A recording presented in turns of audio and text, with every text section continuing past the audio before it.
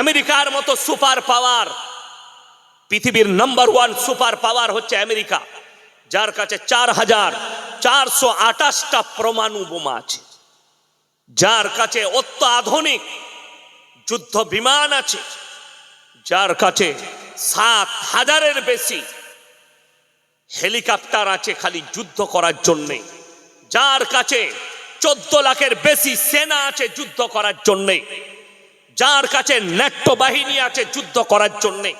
পৃথিবীর যে কোনো দেশ যুদ্ধ করার জন্য আমেরিকার সঙ্গে 10 বার ভাববে আর 5 বার পেছনে পা করে নিবে। সুপার পাওয়ার, আল্লাহর কুদরতি তাকত আমেরিকার মতো সুপার পাওয়ারকে 3 দিনের ভেতরে হুঁটো গেড়ে দিয়েছে আমেরিকার সুপার পাওয়ার, তার নাম আল্লাহ।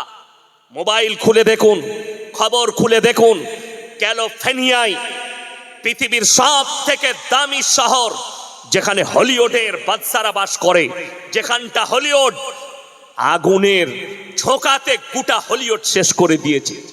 ইসরায়েলকে তারা অস্ত্র দিয়েছিল, আর জো বাইডেন বলেছিল আমেরিকার প্রেসিডেন্ট যে আমরা কয়েক মাসের ভেতরে গোটা ফিলিস্তিন আর হামাসকে আমরা জাহান্নামে তবদিল করব।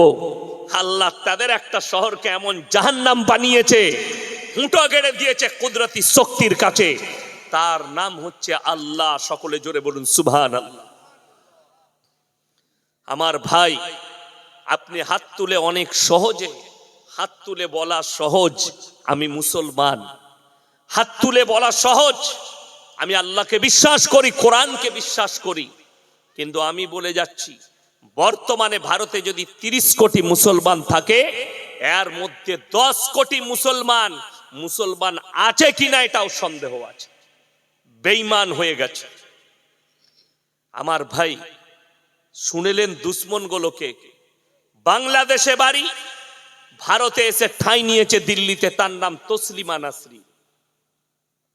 মুসলমান ঘরে জন্ম নিয়েছে, কোনো হিন্দু ঘরের জন্ম নয়। রসুলের দুশ্মন, আল্লাহর দুশ্মন, কোরআনের দুশ্মন। আর আমাদের ভারতের কিছু শিক্ষিত সমাজ তারা বলছে তসলিমা নাসরিন হচ্ছে স্পষ্টবাদী লেখিকা। আপনাকে আমি উত্তর দিয়ে যাই, যে সমস্ত শিক্ষিত সমাজের লোক ভাবছেন মোল্লা সাহেব তার বিরুদ্ধে বলছে এত সুন্দর লেখিকা, তার একটা বইয়ের নাম হচ্ছে লজ্জা। বইটার নাম কি বললাম? লজ্জা। এই লজ্জা বইয়েতে তসলিমা নাসরিন নিজে লিখেছে, আমি আমার মাকে আমার চাচার মশারিতে দেখেছি। নাউজবিল্লাহ বলেন। যে তার মায়ের জন্য লিখছে, আমি আমার মাকে চাচার মশারিতে দেখেছি, যার জন্মটা যার চাচার দ্বারা, এটা বৈধ না অবৈধ ইসলামে? বই অবৈধ, হারাম সন্তান তসলিমা নাসরিন। একটা হারাম সন্তানকে কোন শিক্ষিত সমাজ তারা ভালো লেখিকা বলতে পারে, যে নিজের মায়ের সম্পর্কে এরকম বার্তা দেয়?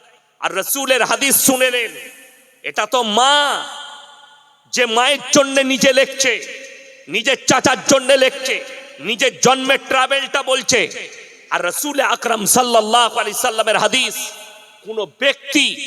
কোন ব্যক্তির যদি একটা গুনাহকে দুনিয়াতে গোপন করে, পৃথিবীর মানুষের সামনে আল্লাহ তার কিয়ামতের দিনে 10টা বড় গুনাহকে গোপন করবেন। জোরে বলুন সুবহানাল্লাহ।